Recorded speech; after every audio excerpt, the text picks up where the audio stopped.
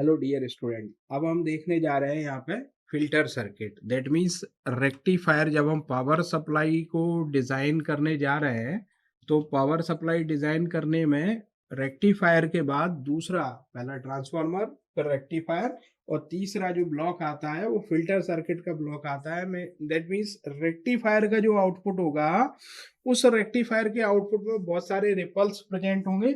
उन रिपल्स को हटाने की जो प्रोसेस है वो फिल्टर सर्किट करेगा। तो फिल्टर सर्किट जो है, यहाँ पे जो हम फिल्टर का यूज करेंगे वो सिंपल कैपेसिटर या इंडक्टर सर्किट का यूज करके, कैपेसिटर, इंडक्टर और रजिस्टर, ये तीन कंपोनेंट्स का यूज करके लेंगे यहाँ पे फिल्टर सर्किट को। तो सिंपल सीरीज इंडक्टर फिल्टर या फिर शंट कैपेसिटर फिल्टर, क्योंकि यहाँ पे इंडक्टर और कैपेसिटर्स की प्रॉपर्टी जो होती हैं उसके बेसिस पे हम फिल्टर लेंगे यहाँ पे।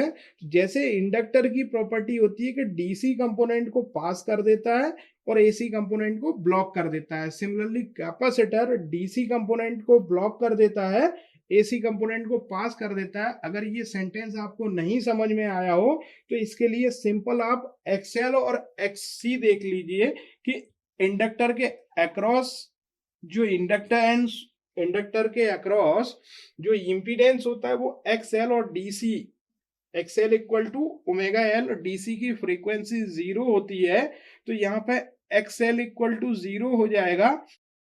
दैट मीन्स डीसी के करस्पॉन्डिंग इम्पीडेंस, जिसे रिएक्टेंस भी कह सकते हैं, तो यहाँ पे ये अगर सिंपल इम्पीडेंस जो है 0 प्रोवाइड करेगा, दैट मीन्स डीसी के लिए 0 इम्पीडेंस का मतलब है डीसी को फुली पास होने देना और एसी को ये ब्लॉक करेगा। मीन्स हायर फ्रीक्वेंसी आएगी तो हायर इम्पीडेंस प्रोवाइड करेगा, दैट मीन्स उसे एसी को ब्लॉक करेगा। सिंपली अगर कैपेसिटर का देखें तो एक्सी इक्वल टू 1/ओमेगा-सी होता है। यहाँ पे अगर डीसी की 0 फ्रीक्वेंसी रखेंगे तो एक्सी इक्वल टू इन्फिनिटी हो जाएगा। इन्फिनिटी मीन्स ये डीसी को ब्लॉक कर देगा और एसी की जहां हायर फ्रीक्वेंसी होती है तो एक्सी ऑलमोस्ट 0 होगा तो उसको पास करेगा। तो ये सिंपल कॉन्सेप्ट से हम समझ सकते हैं कि यहाँ पे किस तरह का दोनों फिल्टर्स, अगर इंडक्टर यूज करेंगे तो सीरीज इंडक्टर होगा, कैपेसिटर यूज करेंगे तो शंट कैपेसिटर होगा। तो इस तरह के फिल्टर को हम यूज करेंगे और वन बाय वन हम दोनों तरह के फिल्टर देखेंगे किस तरह से वो काम करते हैं। तो यहाँ पे पहले सीरीज इंडक्टर फिल्टर देखते हैं।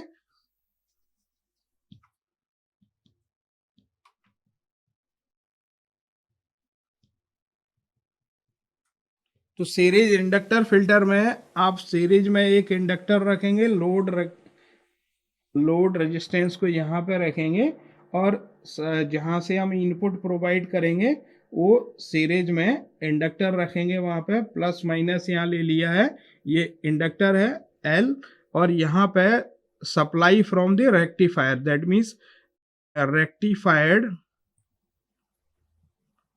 आउटपुट, यहाँ से रेक्टिफायर आउटपुट आएगा। यहाँ फिल्टर का आउटपुट हम ले सकते हैं। तो यहाँ पे कुछ इस तरह की वेवफॉर्म मिलेगी मुझे यहाँ पे, कि अगर मैं rectifier, full wave rectifier use किया है तो फुल वेव रेक्टिफायर में हमने देखा था कि इस तरह की वेवफॉर्म आ रही थी। दैट मीन्स पॉजिटिव साइकिल में ही वेरिएशन आ रहा था। और यहाँ पे ये वी एल मैक्सिमम, यहाँ कह सकते हैं कि वी एल मैक्सिमम, और ये वी एल, जिसका वेरिएशन कुछ इस तरह से रहेगा।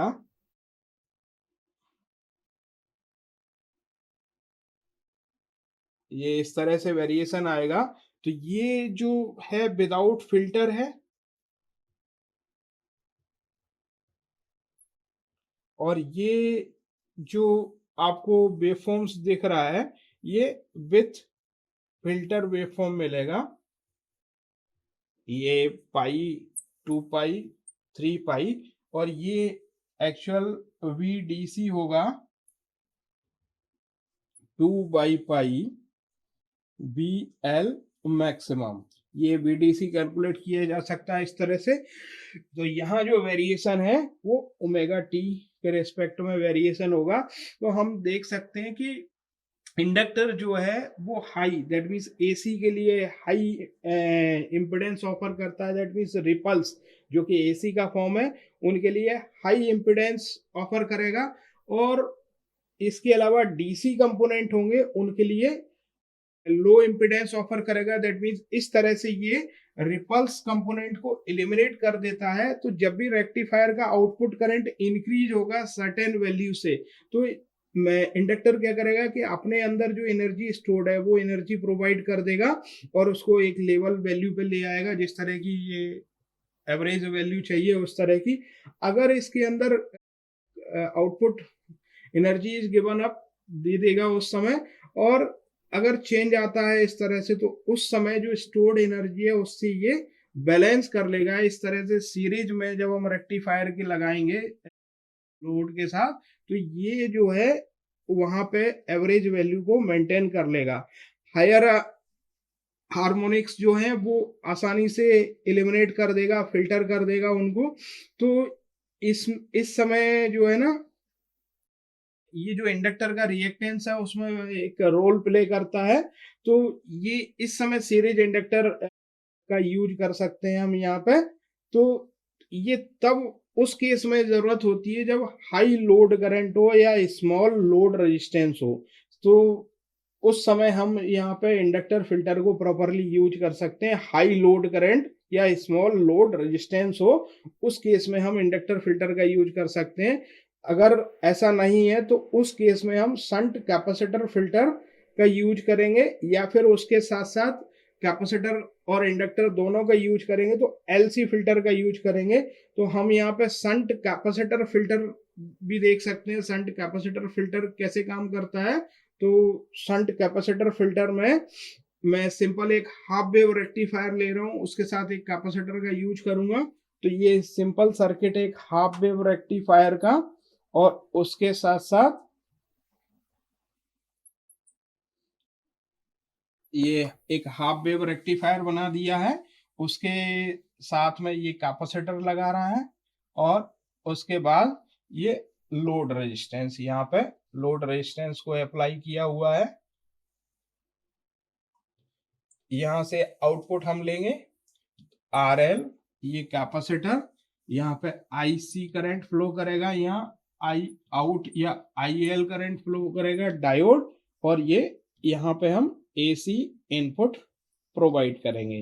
तो ये ट्रांसफार्मर का प्राइमरी और सेकेंडरी यहाँ ले लिया है। तो सर्किट ये कैसा है, हाफ वेव रेक्टिफायर, और ये लोड के अक्रॉस लोड वोल्टेज VL और लोड करंट IL प्रोवाइड करेगा। अब इसके अगर फंक्शन देखें तो सिंपल वेवफॉर्म के फॉर्म में हम देख सकते हैं यहाँ पे फंक्शन। सपोज दैट कि AC इनपुट सिग्नल कुछ इस तरह से अप्लाई किया जा रहा है यहाँ पे, जैसा कि हम जानते हैं कि कंटिन्यूअस साइनोसॉइडल वेवफॉर्म्स यहाँ अप्लाई की जा रही है।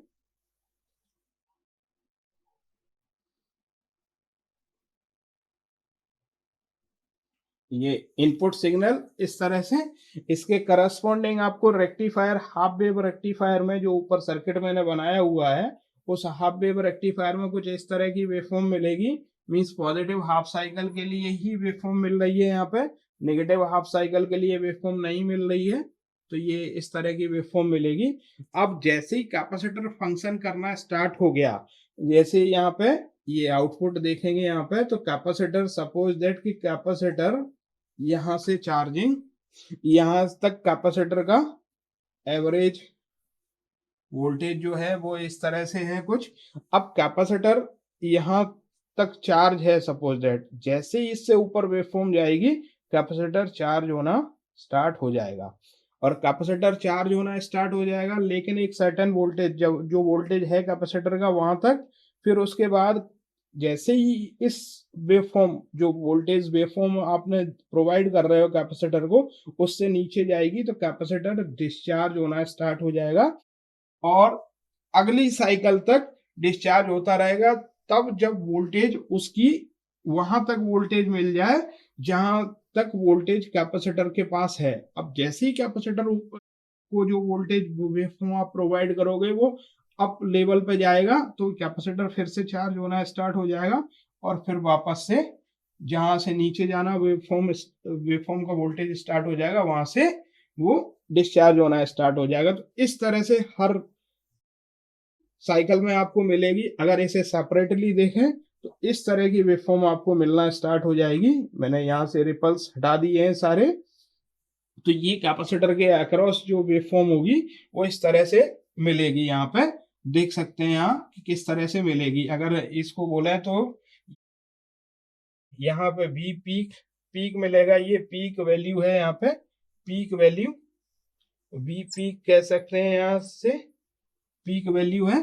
तो ये इस तरह से आपको कैपेसिटर फिल्टर जो हाफ वेव रेक्टिफायर के साथ यूज किया है हमने। सिमिलरली अगर हम देखेंगे तो फुल वेव रेक्टिफायर के साथ भी कैपेसिटर फिल्टर का यूज कर सकते हैं। मैं यहाँ पे फुल वेव रेक्टिफायर के साथ भी बना दे रहा हूँ वेवफॉर्म्स। हम देख सकते हैं फुल वेव रेक्टिफायर का कैपेसिटर फिल्टर का के साथ कैसे यूज होता है। Simple centre tap transformer full wave rectifier यहाँ ड्रॉ किया हुआ है। यहाँ एक लोड रेजिस्टेंस अप्लाई कर रहे हैं हम, और ये लोड रेजिस्टेंस के अक्रॉस आउटपुट लेंगे RL कैपेसिटर। ये फुल वेव रेक्टिफायर सर्किट यहाँ सेंटर टैपिंग से कनेक्ट किया हुआ है, सेंटर टैप ट्रांसफॉर्मर के साथ कनेक्ट किया हुआ है इसे। और ये टर्मिनल इस डायोड का यहाँ पे। तो एक पॉजिटिव हाफ साइकिल में रन करेगा, एक नेगेटिव हाफ साइकिल में रन करेगा। इस तरह से हम यहाँ पे ये D1 और D2 देखेंगे। तो यहाँ जब वेवफॉर्म्स ड्रॉ करेंगे इसकी, तो वेवफॉर्म्स कुछ इस तरह से ड्रॉ होगी।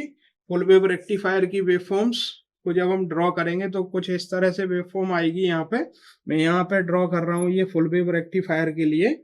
तो सपोज दैट कि आपको फुल वेव रेक्टिफायर का आउटपुट कुछ इस तरह से मिला है, और ये कैपेसिटर यहाँ से पिक करता है वोल्टेज को, और उसके बाद कैपेसिटर का ये एवरेज जो वोल्टेज है, कैपेसिटर का कांस्टेंट वोल्टेज, यहाँ से कैपेसिटर चार्ज होना स्टार्ट हुआ। फिर कैपेसिटर जैसे ही सिग्नल कैपेसिटेंस के चार्जिंग से लो जाता है तो डिस्चार्ज होना नेक्स्ट वेवफॉर्म पे, वहां से फिर जो वोल्टेज मिल रहा है इसको, ये पीक पे गया तो फिर ये चार्ज होना। फिर इस तरह से वेवफॉर्म आपको मिलती जाएगी। और ये आपको कैपेसिटर के थ्रू जो लोड के अक्रॉस जो वोल्टेज है, जो लोड पैरेलल में कनेक्ट है, संट कनेक्टेड है, तो इस तरह से मिलेगी। तो अगर मैं इसे सेपरेटली ड्रॉ करूं तो इस तरह से ये सेपरेट ड्रॉ करने पे आपको वेवफॉर्म्स मिलेगी। इस तरह की वेवफॉर्म्स आपको मिलती जाएगी। तो ये यहाँ पे कंटेंट्स हमने काफी हद तक कम कर दिए हैं।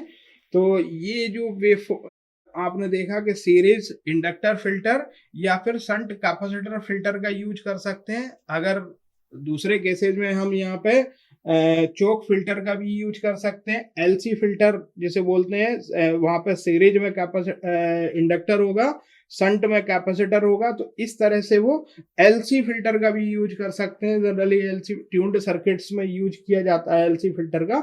लेकिन यहाँ एक सिंपल फिल्टर, जब भी हम पावर सप्लाई डिजाइन करते हैं तो सबसे पहले सिंपल सर्किट को प्रेफर करते हैं, और सिंपल सर्किट में या तो सीरीज इंडक्टर फिल्टर का यूज करते हैं, या फिर ये दूसरा शंट कैपेसिटर फिल्टर जो हमने देखा हाफ वेव रेक्टिफायर और फुल वेव रेक्टिफायर के साथ शंट कैपेसिटर फिल्टर का यूज देखा। तो इस तरह से हम शंट कैपेसिटर फिल्टर का यूज देख सकते हैं। और इस तरह से जनरली जो सर्किट्स में शंट कैपेसिटर फिल्टर का यूज किया जाता है। तो ये सारा फिल्टर सर्किट के बारे में था। Thank you.